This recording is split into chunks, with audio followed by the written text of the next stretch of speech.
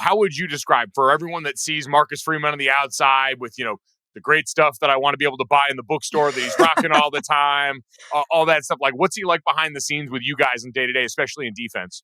He's just a normal guy, like, to me, he has a very, great fan base, like, with our fans and everybody else, but, me seeing him every day, he's just a normal guy, he's kinda he's just like we are, to be honest, he's just older, he's been through what we are going through right now, but Coach Freeman, he's a genuine guy, he's always gonna keep it real with you and let you know what things you have to do to be your best. So, Coach Freeman, he's a great role model for me and my teammates. Have you ever had one of those moments where you feel like coaches put that bug in your ear and you can go over and talk a little smack to him? It happened on Saturday, after I got the pick six, I had to go over and tell him a little few words. I can't tell you what I said, but I had to tell him a few words, just to kind of remind him, and I know it's not a reminder, because I know he believes in what I can do and he trusts what I can do. But sometimes, as a competitor,